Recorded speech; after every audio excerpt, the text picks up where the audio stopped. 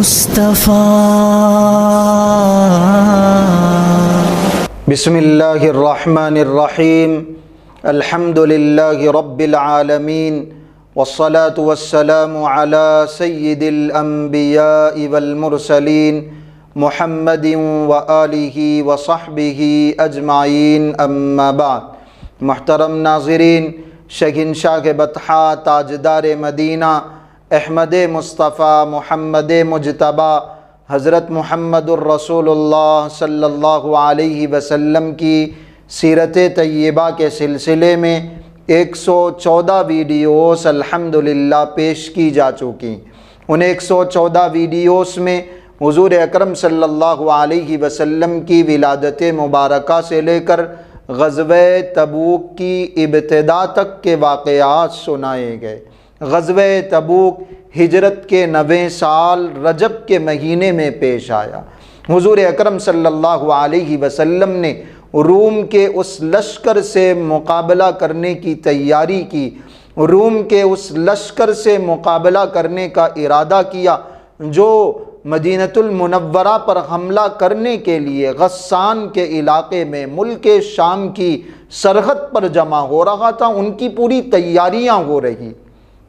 نبی اکرم صلی اللہ علیہ وسلم نے پہلی مرتبہ باضابطہ اعلان کیا کہ کس لشکر سے مقابلہ کرنا ہے، کہاں ہمیں جانا ہے، کس علاقے کی طرف ہمیں رخ کرنا ہے، تاکہ صحابہ اکرام رضوان اللہ علیہم اجمعین پوری تیاریاں کر سکیں، صحابہ پورے ذوق شوق سے اس جنگ میں، اس غزوے میں حصہ لے سکیں، شامل ہو سکیں۔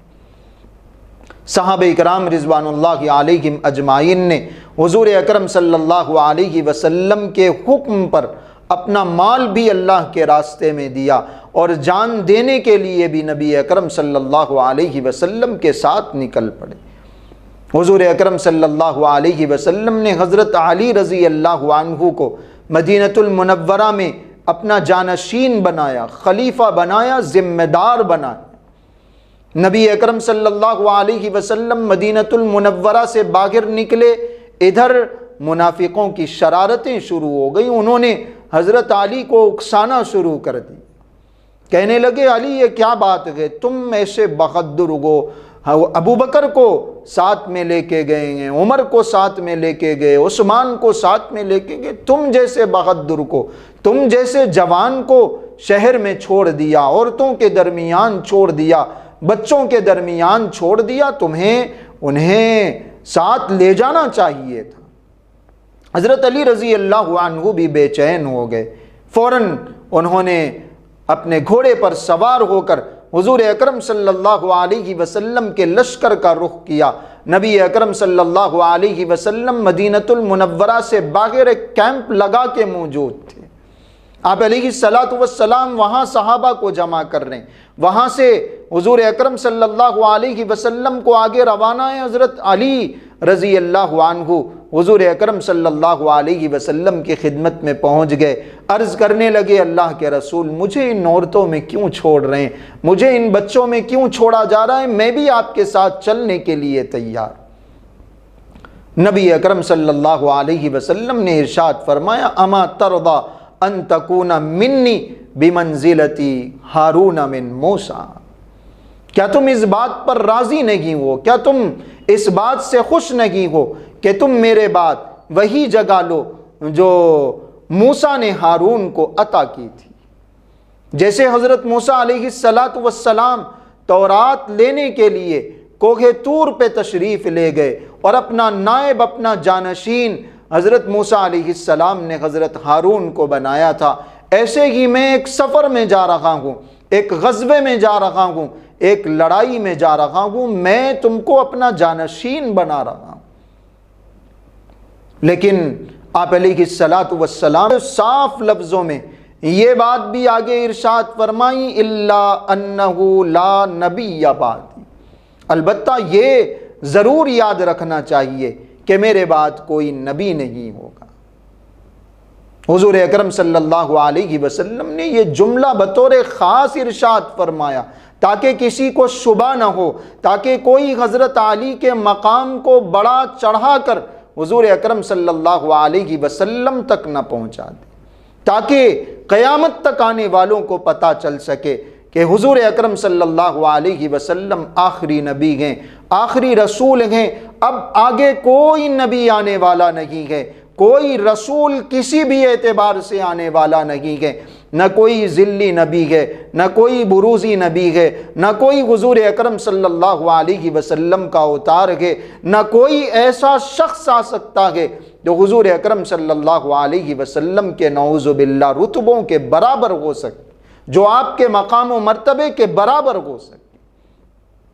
ٹھیک ہے تم میرے جانشین ہو، تم میرے خلیفہ ہو، تم میرے نائب ہو اس سفر میں، لیکن تمہارا وہ درجہ نہیں ہے جو ہارون کا درجہ تھا۔ ہارون نبی تھے، ہارون کو اللہ پاک نے بڑا مقام دیا تھا، لیکن تمہیں نبی نہیں بنایا جائے گا، کسی کو بھی میرے بعد نبی نہیں بنایا جائے گا، کوئی بھی اس مقام تک نہیں پہنچ سکتا جو مقام اللہ رب العزت نے مجھے عطا کیا۔ بطور خاص آپ علیہ السلام نے اس جملے کو ارشاد فرمایا، الا انہ لا نبی بعدی۔ حضرت علی رضی اللہ عنہ مطمئن ہو گئے، واپس چلے گئے۔ نبی اکرم صلی اللہ علیہ وسلم نے سفر شروع فرما دی۔ دو ایسے صحابہ مدینۃ المنورہ میں رہ گئے جو اس غزوے میں شامل ہونا چاہتے تھے، اس لڑائی میں شامل ہونا چاہتے تھے، ان کا ارادہ تھا، لیکن کچھ مجبوریاں آ گئیں، وہ شامل نہیں ہو سکے۔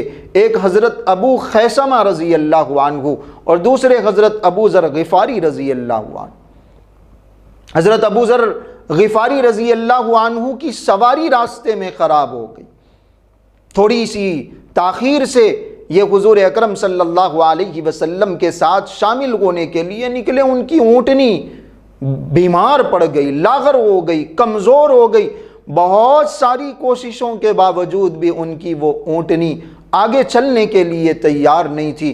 انہوں نے اس اونٹنی کو راستے میں چھوڑ دیا، جو ضروری سامان تھا وہ سامان اپنے ساتھ رکھ لیا اور پیدل حضور اکرم صلی اللہ علیہ وسلم کے ساتھ شامل ہونے کے لیے نکل پڑے۔ کیا قربانیاں صحابہ اکرام رضوان اللہ علیہم اجمعین نے دی۔ دھوپ ہے، تپتی ہوئی گرمی ہے، عرب کا صحرا ہے، اونٹنی نہیں ہے، سواری نہیں ہے، سامان ہمارے ساتھ رکھا ہوا ہے، مجبوری ہے، وہ پیچھے رہ سکتے تھے، لیکن حضور اکرم صلی اللہ علیہ وسلم کے ساتھ غزوے میں شامل ہونا، اللہ کے راستے میں شریک ہو کر دشمنوں سے لڑنا انہیں اتنا عزیز تھا کہ ایسی مشقتوں کے باوجود پیدل چلتے ہوئے حضور اکرم صلی اللہ علیہ وسلم کی خدمت میں شریک ہو گئے۔ آپ علیہ السلام نے دور سے دیکھا، ارشاد فرمایا کن ابا ذر، کاش یہ ابو ذر ہو۔ قریب آئے، صحابہ نے فرمایا اللہ کے رسول یہ ابو ذر ہی ہے۔ نبی اکرم صلی اللہ علیہ وسلم نے فرمایا یمشی وحدہ ویموت وحدہ ویبعث وحدہ، یہ آج اکیلے چل کے آئیں گے، اکیلے ہی اس دنیا سے رخصت ہوں گے اور کل قیامت کے روز اکیلے ہی ان کو اٹھایا جائے۔ ہم نے حضرت ابو ذر غفاری رضی اللہ عنہ کا واقعہ تفصیل سے سنا۔ حضرت عثمان رضی اللہ عنہ کے دور خلافت میں ربضہ کے مقام پر حضور اکرم صلی اللہ علیہ وسلم کی وہ پیشن گوئی پوری ہوئی اور حضرت ابو ذر غفاری رضی اللہ عنہ اکیلے ہی اس دنیا سے رخصت ہو گئے۔ کوئی خاندان نہیں، کوئی جم گھٹا نہیں، کوئی ہجوم نہیں، کوئی مجمع، صحابہ میں سے کوئی وہاں شریک نہیں تھا، ان کی اہلیہ تھی۔ بعد میں ایک جماعت حضرت عبداللہ ابن مسعود رضی اللہ عنہ کی وہاں آئی اور انہوں نے نماز جنازہ پڑھی، انہوں نے تدفین کی۔ یہ حضرت ابو ذر غفاری رضی اللہ عنہ بعد میں حضور اکرم صلی اللہ علیہ وسلم کے ساتھ اس لڑائی میں شریک ہوئے۔ اور ایک ابو خیثمہ رضی اللہ عنہ، انہوں نے سوچا تھا کہ میرے پاس سواری ہے، چلو میں تھوڑی دیر سے نکل جاؤں گا۔ حضور اکرم صلی اللہ علیہ وسلم آگے گئے، پورا لشکر گئے، بڑا مجمع گئے، ان کو تو چلنے میں دیر لگ جائے گی، آرام سے چلیں گے، میرے پاس تو سواری ہے، میں بڑی تیزی کے ساتھ پہنچ جاؤں۔ کام کاج کر کے اپنے گھر آئے، دیکھا کہ 2 کمرے ان کی 2 بیویوں نے سجا کے رکھے گئے، خوشبوؤں سے معطر کر دیا گیا ہے، ٹھنڈے پانی کا انتظام کیا گیا، کھانے پینے کی چیزیں فراہم کر دی گئیں۔ گھر سے باہر انہوں نے یہ سارا خوبصورت اور سجا سجایا ماحول دیکھ لیا، ان کے دل میں اچانک خیال آیا ابو خیثمہ یہ کیا کر رہا ہے؟ ادھر حضور اکرم صلی اللہ علیہ وسلم تپتی ہوئی دھوپ میں اللہ کے دشمنوں سے قتال کرنے کے لیے نکلے ہیں، اور تو اپنی بیویوں کے ساتھ مزے اڑا رہا ہے، تو راحت اور آرام میں مصروف ہے، چل فوراً اللہ کے راستے کے لیے نکل۔ ادھر وہ خیال آیا، ادھر باہر انہوں نے کھڑے ہو کر اعلان کر دیا، اپنی بیویوں سے کہہ دیا کہ میں ایک قدم بھی اب گھر میں نہیں رکھوں گا، میں کسی بیوی کے پاس نہیں جاؤں گا، میرا سامان سفر تیار کرو، میں حضور اکرم صلی اللہ علیہ وسلم کی خدمت میں حاضر ہونا چاہتا۔ فوراً انہوں نے گھر میں بھی قدم نہیں رکھا، اپنے گھوڑے پر سوار ہوئے، حضور اکرم صلی اللہ علیہ وسلم کے ساتھ شامل ہو گئے۔ دور سے آپ علیہ الصلوۃ والسلام نے دیکھ کے ارشاد فرمایا کن ابا خیثمہ، اللہ کرے کہ یہ ابو خیثمہ ہو۔ وہ واقعتاً ابو خیثمہ تھے، حضور اکرم صلی اللہ علیہ وسلم کی خدمت میں تشریف لائے۔ آپ علیہ الصلوۃ والسلام نے دیر سے آنے کی وجہ پوچھی، جو وجہ ان کی واقعتاً وجہ تھی انہوں نے بتا دی، اپنی کوتاہی بتائی، اپنی سستی بتائی۔ حضور اکرم صلی اللہ علیہ وسلم نے دعا فرمائی اور فرمایا کہ تمہاری اس غلطی کو اللہ نے معاف فرما دیا۔ 30,000 کا یہ لشکر تبوک کے علاقے کی طرف آگے بڑھ رہا ہے۔ راستے میں ایک ایسا مقام آیا، ایک ایسی جگہ آئی جہاں صحابہ کرام رضوان اللہ علیہم اجمعین نے پڑاؤ ڈالا۔ پانی ایک کنویں سے لیا گیا، کھانا بنانے کی تیاری شروع کی گئی۔ حضور اکرم صلی اللہ علیہ وسلم تھوڑی دیر کے بعد اس مقام پر پہنچے اور صحابہ کرام رضوان اللہ علیہم اجمعین کے سامنے ناگواری کا اظہار فرمایا اور فرمایا تم لوگ کیا کر رہے ہو؟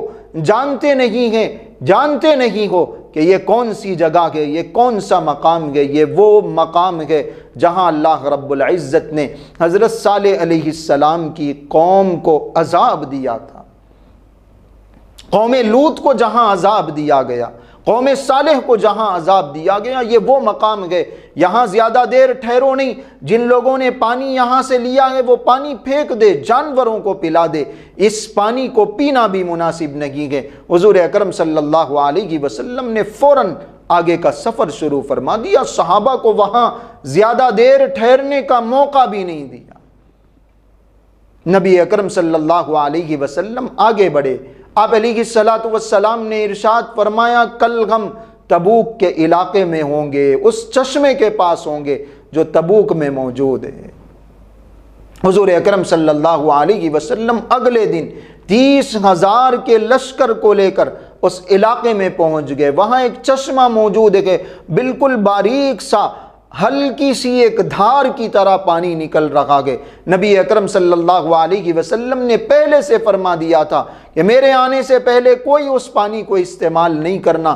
آپ علیہ الصلوۃ والسلام وہاں پہنچے، نبی اکرم صلی اللہ علیہ وسلم نے اس پانی کو لیا، وضو بنایا اور آپ علیہ الصلوۃ والسلام نے کلی کر کے پانی اس چشمے میں اگل دیا۔ پانی اس چشمے میں حضور اکرم صلی اللہ علیہ وسلم نے ڈال دیا، ایسی تیزی سے ایک فوارہ پھوٹا، ایسی تیزی سے ایک چشمہ جاری ہوا کہ 30,000 صحابہ کرام رضوان اللہ علیہم اجمعین خود بھی سیراب ہوئے، ان کے جانور بھی سیراب ہو۔ غزوہ تبوک کا یہ واقعہ ہے۔ غزوہ تبوک میں حضور اکرم صلی اللہ علیہ وسلم نے تبوک کے اس مقام پر 20 دنوں تک پڑاؤ کیا۔ ادھر وہ جو لشکر ہے قیصر کا، غسان کے بادشاہ کا جو لشکر ہے، ان کے دلوں میں ایک رعب بیٹھ گیا، ایک خوف بیٹھ گیا، مسلمانوں کی ایک ہیبت اللہ رب العزت نے ان کے دلوں میں ڈال دی۔ وہ تو پوری تیاری کر چکے تھے، لیکن جب مسلمان اتنی تیاریوں کے ساتھ ایسے سخت گرما کے موسم میں اتنی دور تک 30,000 کا لشکر لے کر پہنچ گئے، ان کو پتہ چل چکا تھا کہ یہ کوئی معمولی لوگ نہیں ہیں، ان کا مقابلہ نہیں کیا جا سکتا، جنگ کے میدان میں ان کے آگے ٹھہرا نہیں جا سکتا۔ بہتر یہ ہے کہ لڑائی نہ کی جائے۔ سارے روم کے سپاہی، سارے لوگ، سارے فوجی وہاں سے بھاگ گئے، وہ لشکر بھاگ گیا، کوئی لڑائی نہیں ہوئی۔ لیکن یہ غزوہ ایک یادگار غزوہ ہے، یہ لڑائی ایک اہم لڑائی ہے جس میں 30,000 کا لشکر موجود ہے، پوری قربانیوں کے ساتھ یہ لشکر مدینۃ المنورہ سے تبوک کے علاقے میں جاتا ہے، 20 دن ٹھہرتا ہے، اور 20 دن کے بعد پھر حضور اکرم صلی اللہ علیہ وسلم کے ساتھ یہ لشکر مدینۃ المنورہ واپس آتا ہے۔ تبوک کی اس لڑائی میں، تبوک کے اس غزوے میں، اس واقعے میں بہت سارے اہم واقعات پیش آئے جو ہم نے گزشتہ ویڈیو میں سنے ہیں۔ آگے بھی انشاءاللہ ہم غزوہ تبوک کے اور مزید واقعات سننے کی کوشش کریں گے۔ آج کے لیے اتنا کافی ہے۔ السلام علیکم ورحمۃ اللہ وبرکاتہ۔